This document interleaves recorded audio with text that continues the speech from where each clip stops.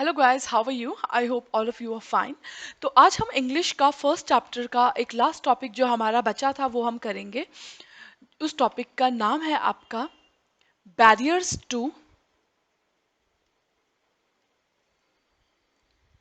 Effective communication.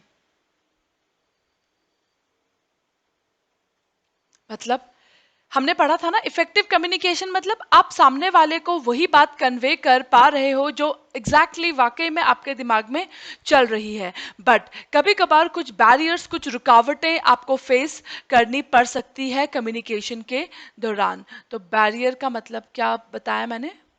रुकावट।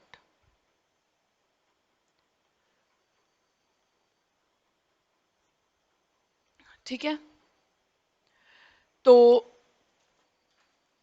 लिखना start करें।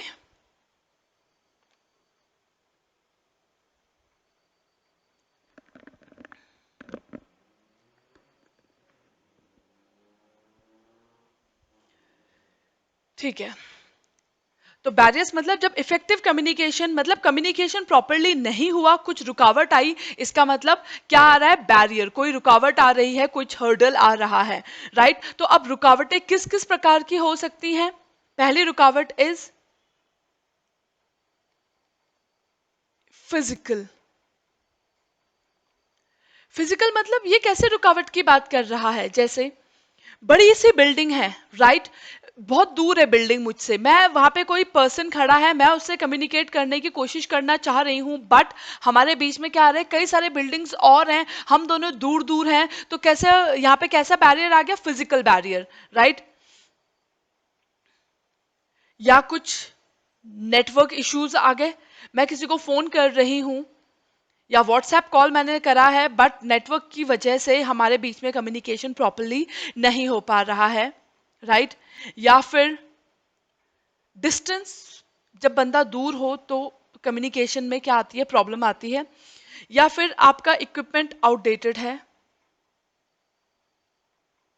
पुराना कुछ टेक्नोलॉजी तुम यूज कर रहे हो, मेरे पास नई टेक्नोलॉजी है। राइट? तुम्हारी पुरानी टेक्नोलॉजी से जब तुम कम्युनिकेट करोगे तो जाहिर सी बात है कम्युनिकेशन में क्या आएगी? प्रॉब्लम आएगी। ओके?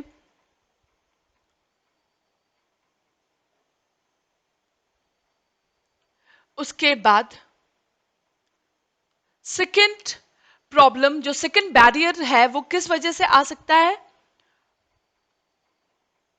ऑर्गेनाइजेशनल स्ट्रक्चर की वजह से।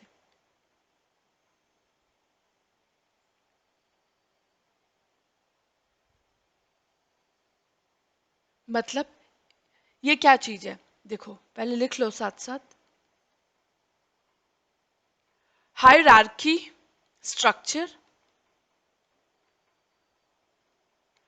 और से chain of command is unclear. You don't know whom to report. ठीक है, या फिर हम दूसरे शब्दों में लिख सकते हैं सेटिंग ऑफ अथॉरिटी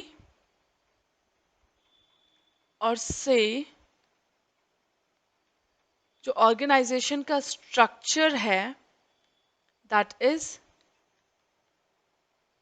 पुअर। ठीक है? या फिर हम बोल सकते हैं कम्युनिकेशन चेन इज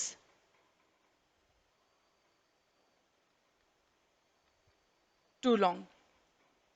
तो हमने क्या देखा यहाँ पे?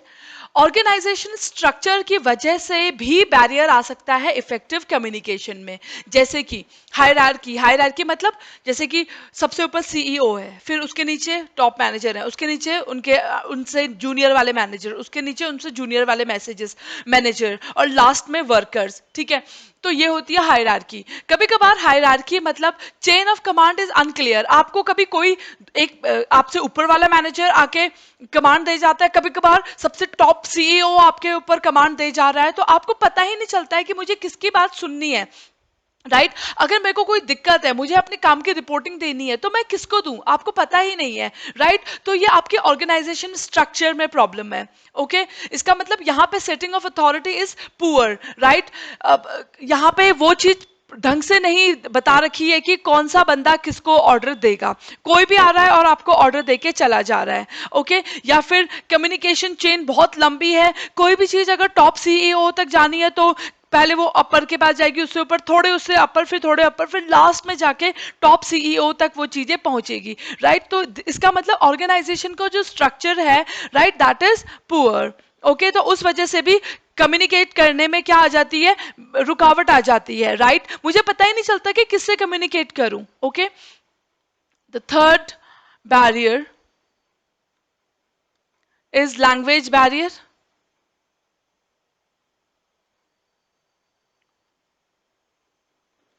भाषा की प्रॉब्लम।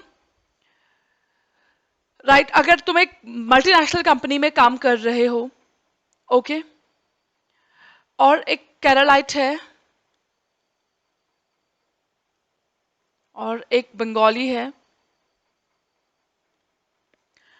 उनके बीच में क्या आएगी, कम्युनिकेशन प्रॉब्लम।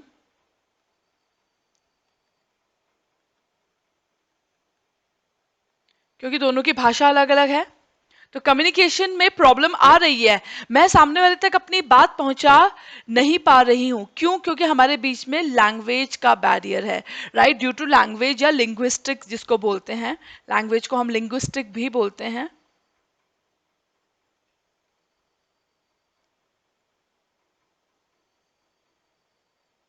ठीक है ड्यू टू लैंग्वेज और लिंग्विस्टिक बैरियर। ठीक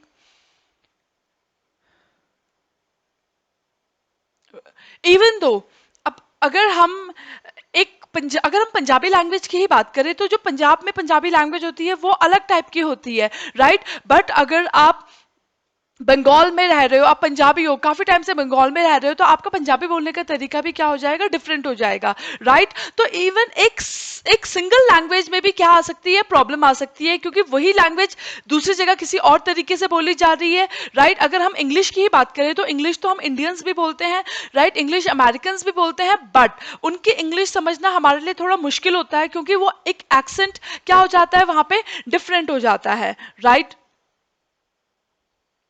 तो अगला बैरियर किस वजह से क्रिएट हुआ, कम्युनिकेशन में कुछ चीज ने रुकावट क्रिएट करी, लैंग्वेज ने। राइट नेक्स्ट चीज जो रुकावट क्रिएट करेगी,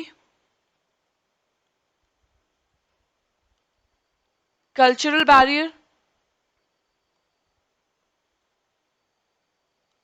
राइट अब कंपनी में अलग अलग कल्चर के अलग अलग जगह के लोग काम करते हैं। राइट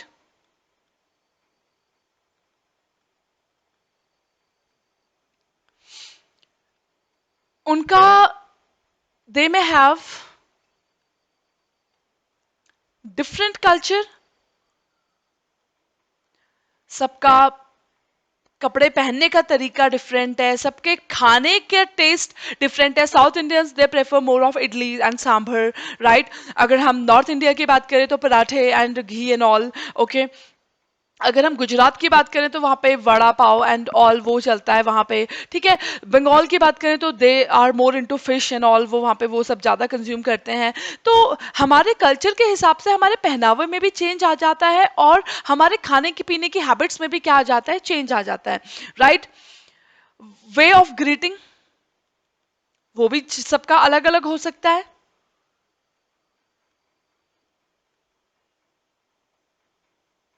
ठीक है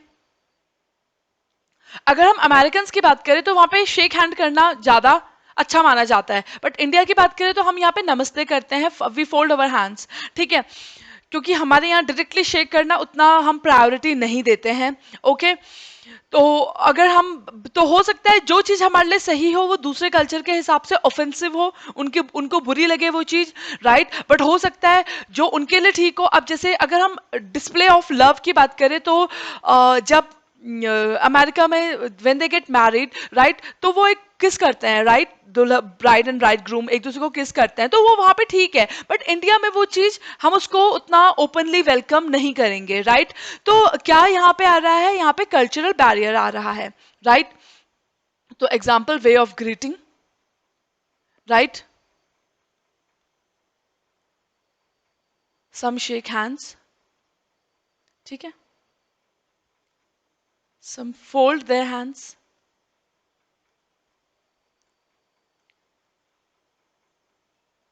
okay.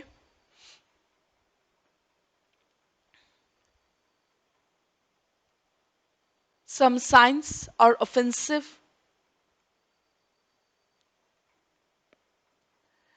in some places.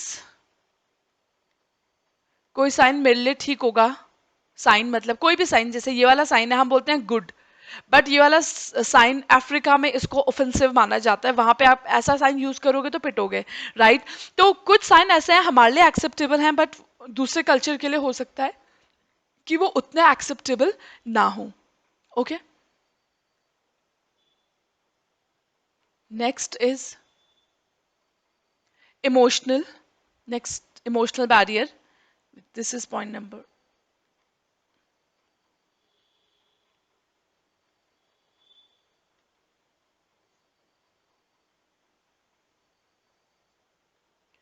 Emotional barrier का मतलब क्या होता है, अगर जिस दिन मैं सैड हूं उस दिन ना मैं किसी से ढंग से बात करने का मेरा मन नहीं करेगा, और अगर किसी दिन मैं हैप्पी हूं तो मेरे इमोशंस इतने ओवरफ्लो कर रहे होंगे कि मैं इतनी अपने आप में ही मगन रहूंगी कि मैं सामने वाला बंदा क्या बोल रहा है मैं उसकी बात को मेरे को हो सकता है मैं सुनी ना, मैं मतलब इग्नोर कर दूं क्योंकि मैं अपने में ही आज I am very happy, right. तो कभी कभार इमोशंस आने की वजह से भी कम्युनिकेशन में क्या आ जाती है, रुकावट आ जाती है। Okay,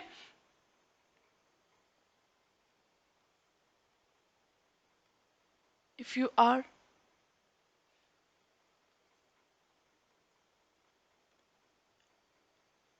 sad,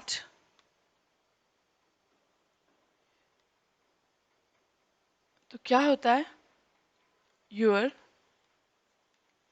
way of communication changes, ठीक है। तो इमोशंस की वजह से भी कभी कभार बैरियर आ जाता है, मैं बहुत हैप्पी हूं, मैं उस दिन बहुत खुश हूं, किसी की बात सुनी नहीं रही हूं, तो कम्युनिकेशन कहाँ हो पाया। कम्युनिकेशन का मतलब क्या होता है, सामने वाले बंदे की बात को मैं फ्री माइंड से सुन रही हूं, समझ रही हूं और उसको फीडबैक दे रही हूं। ओके, इमोशनल बैरियर कर लिया। नेक्स्ट इज आपका एटीट्यूड।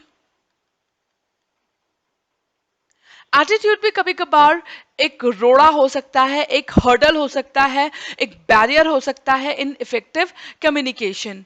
देखते हैं कैसे। देखो,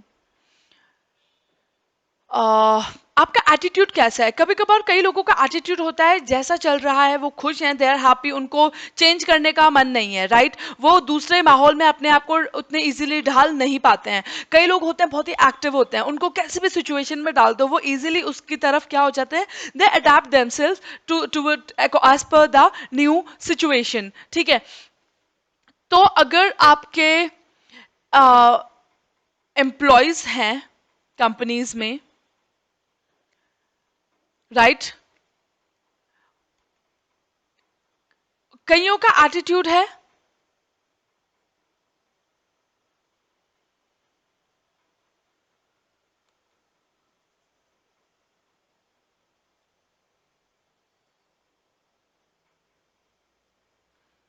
ठीक है, कई हैं लेथार्जिक जो ढीले ढाले से हैं, आलसी टाइप्स, राइट। अगर वो लेथार्जिक हैं, कंपनी में कोई नए चेंजेस आ रहे हैं तो वो उसको रेजिस्ट करेंगे, they will resist to changes, क्योंकि फिर उन्हें मेहनत नहीं करनी पड़ जाएगी, राइट? इसीलिए दे रेजिस्ट। बट अगर जो एक्टिव एम्प्लॉय हैं, उन्हें लगेगा कि वाओ कुछ नया करने को मिलेगा, तो वो क्या करेंगे? They will welcome the changes. Okay, उसके बाद है, तो हमने क्या देखा, आपका एटीट्यूड भी कम्युनिकेशन में रुकावट डाल सकता है। जैसे कि अगर आप लेथार्जिक हो, राइट, तो आप जो चीज सामने से आ रही है उसको उतने ध्यान से नहीं सुनोगे, उस चीज को उतना वेलकम नहीं करोगे। बट अगर आप एक्टिव हो तो फिर आप सामने से आने वाली चीज जो सामने वाला बंदा कम्युनिकेट कर रहा है उसको ध्यान से सुनोगे, राइट? तो एटीट्यूड की वजह से भी क्या आ जाते हैं, कभी कभार कम्युनिकेशन में रुकावट आ जाती है। अगला जो है दैट इज परसेप्शन। परसेप्शन मैंने बताया था, नजरिया।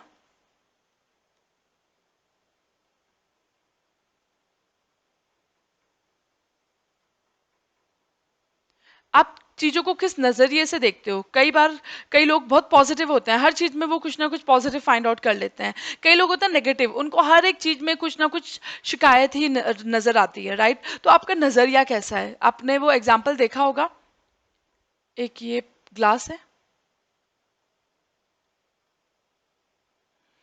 कई लोग बोलते थे कि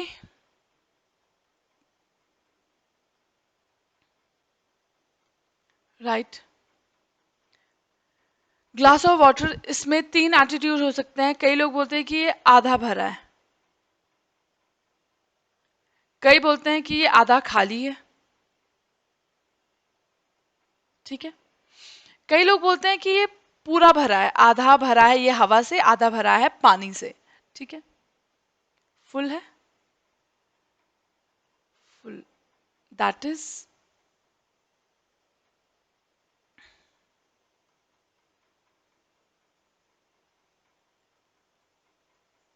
half glass is full of water and half glass is full of air। तो ये वाला एटीट्यूड तो बहुत ही एक्स्ट्रा पॉजिटिव एटीट्यूड है। ये वाला हाफ फुल भी ठीक है, FULL उतना अच्छा तो नहीं है पर ठीक है। बट ये हाफ खाली, एम्प्टी, इनका फोकस किस में है? एम्प्टी, खाली की तरफ ज्यादा फोकस है, राइट? तो आपका परसेप्शन किस तरीके से है, राइट? आपका नजरिया किस टाइप का है, तो वो भी क्या करता है, कम्युनिकेशन में काफी एक इंपॉर्टेंट रोल प्ले करता है, राइट? अगर आपका नजरिया चीजों को नेगेटिव तरीके से देखने का है तो आप सामने वाले की कम्युनिकेशन में भी कुछ ना कुछ फॉल्ट निकालोगे, राइट? कुछ जज करोगे उसको। बट अगर आपका रवैया पॉजिटिव है तो आप सामने वाले की कम्युनिकेशन को एक पॉजिटिव वे में एक्सेप्ट करोगे, ठीक है? तुम्हारे पेरेंट्स ने, तुम घर आए लेट नाइट 1 बजे, ठीक है? तुम्हारे पेरेंट्स ने तुम्हें डांटा, शाउट करा। अगर तुम्हारा पॉजिटिव रवैया है तो तुम सोचोगे कि यार मेरी परवाह हो रही थी, तो तुम उसकी उनकी कम्युनिकेशन को वेलकम करोगे। और अगर तुम नेगेटिव एटीट्यूड के हो, तुम बोलोगे आपको तो शिकायत ही है मुझसे, राइट? मैं कुछ ना करूं जिंदगी में, राइट? तो फिर आप उनके कम्युनिकेशन, आप उनकी बात नहीं सुनोगे, राइट? आप उनके कम्युनिकेशन को वेलकम नहीं करोगे, ठीक है?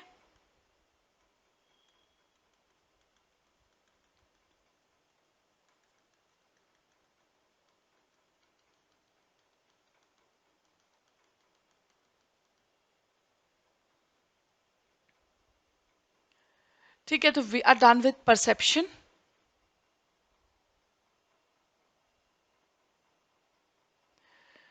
उसके बाद next point that we have is physiological barrier.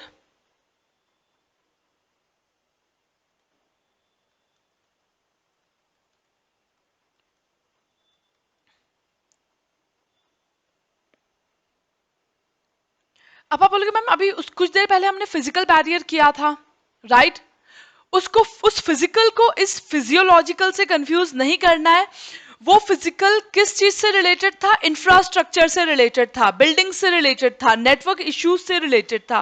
But जो ये फिजियोलॉजिकल है, ये आपकी खुद की एबिलिटी से रिलेटेड है। जैसे कि फिजियोलॉजिकल बैरियर किस टाइप से हो सकता है? मेरे को कम सुनाई देता है, या मैं देख नहीं सकती हूँ प्रॉपरली, ठीक है, या मैं ढंग से बोल नहीं सकती हूँ। तो जो आपके खुद के बॉडी से रिलेटेड है, दैट इज फिजियोलॉजिकल। और जो इंफ्रास्ट्रक्चर से रिलेटेड है, दैट इज फिजिकल, राइट? तो लिख लीजिए,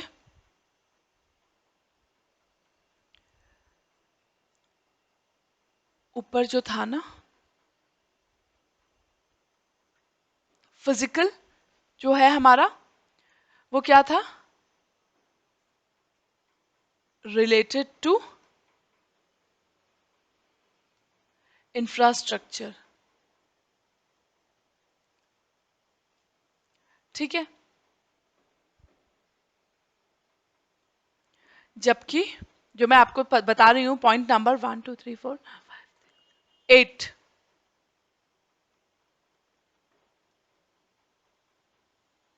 वो किससे रिलेटेड है? It is related to physical problem.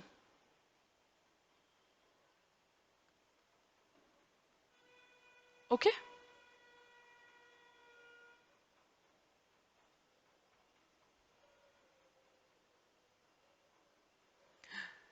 तो फिजियोलॉजिकल में 3 टाइप की चीजें आती हैं। या तो मेरे को सुनने में दिक्कत है, तो ऑब्वियसली कम्युनिकेशन, मेरे कान में कम सुनाई देता है, राइट? तो हेयरिंग प्रॉब्लम, ऑटोमेटिकली बैरियर आ गया कम्युनिकेशन में।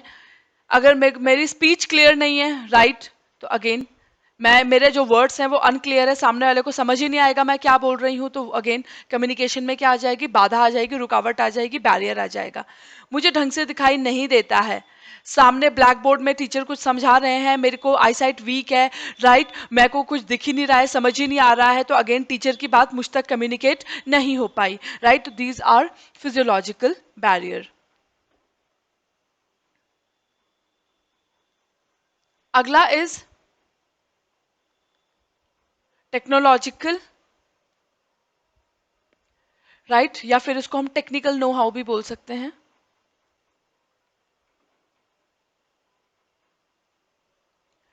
ओके, कई बार कई लोगों को टेक्नोलॉजी का इस्तेमाल करना नहीं आता है, तो उनके लिए टेक्नोलॉजी क्या बन जाती है? रुकावट बन जाती है, राइट? इफ सपोज करो मेरे बॉस ने मेरे को बोला है कि आज आपकी माइक्रोसॉफ्ट टीम में सब मेंबर्स को आना है और सबकी मीटिंग है। सपोज करो मुझे माइक्रोसॉफ्ट टीम, मुझे वो यूज करना आया ही नहीं, तो मेरे लिए टेक्नोलॉजी क्या बन गई? बैरियर बन गई, रुकावट बन गई, right? If you don't know how to use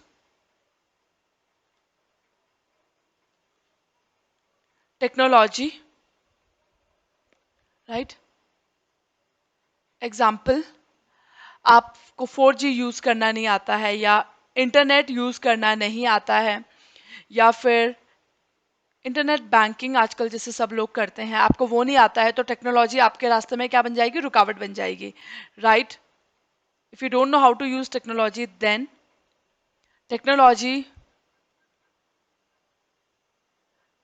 will act as a barrier. Okay, उसके बाद अगला पॉइंट है आपका जेंडर, राइट? तो gender, how can a gender act as a barrier in to effective communication? अब जेंडर में अगर हम बात करें, तो जेंडर दो में क्लासिफाइड है। एक है आपका मेल, एक है फीमेल। अगर हम मेल की बात करें, तो मेल्स जो होते हैं, they are not that emotional, right? वो अपनी बात साफ साफ जो है वो एज इट इज सीधी बात करते हैं, राइट? तो उनका कम्युनिकेशन क्या होता है? इज डायरेक्ट, ठीक है। जबकि या शॉर्ट बोल सकते हैं, बहुत ही कम स्पष्ट शब्दों में वो अपनी बात कर देते हैं। जबकि अगर एक फीमेल एम्प्लॉय किसी ऑर्गेनाइजेशन में काम कर रही है, तो जब भी उसने कुछ कम्युनिकेशन करना होगा, तो उसके कम्युनिकेशन में इमोशंस भी ऑटोमेटिकली आ जाएंगे।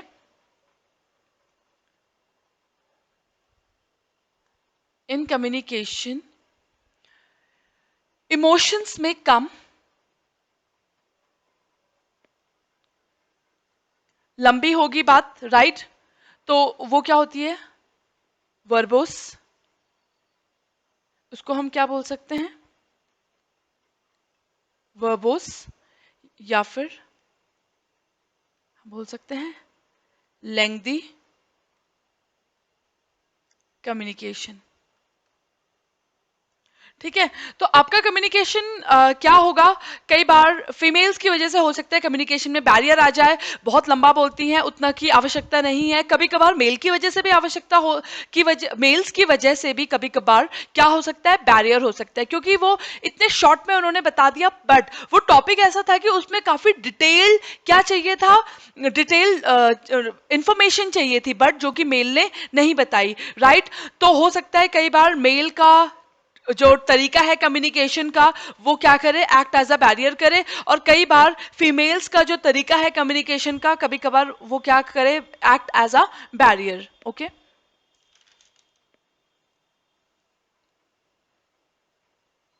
ठीक है, तो हमने पढ़ लिया है आपका ये बैरियर्स इन कम्युनिकेशन। ओके, तो लास्ट इसको एक बार देख लेते हैं।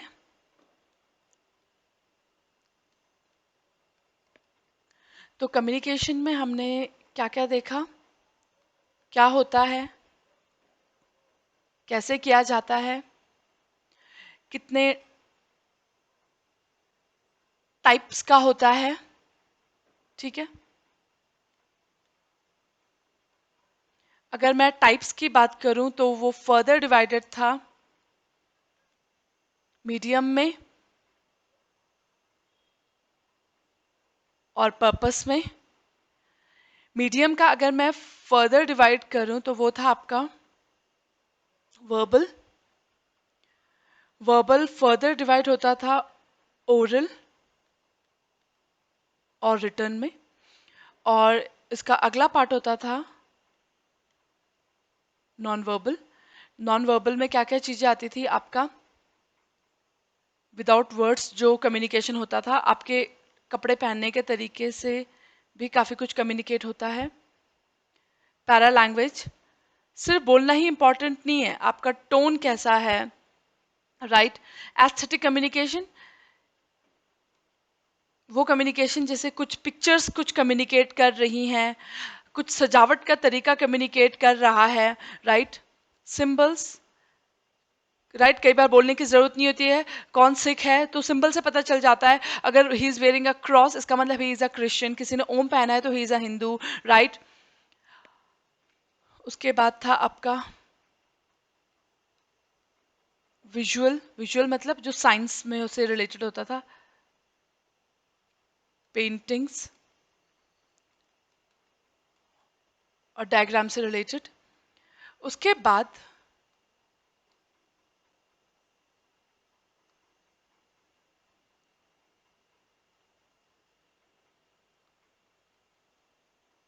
पर्पस की अगर मैं बात करूं तो दो पर्पस से कम्युनिकेशन होता था। एक होता था फॉर्मल, एक होता था आपका इनफॉर्मल, ठीक है? और उसके बाद हमने पढ़ा था नेटवर्क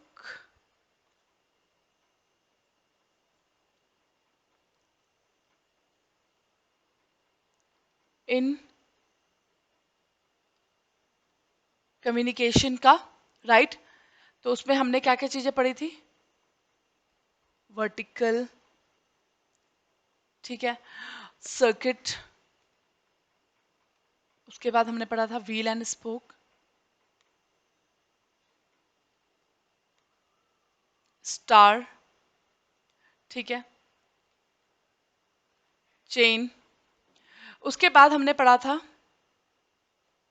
क्या? Tips for effective communication.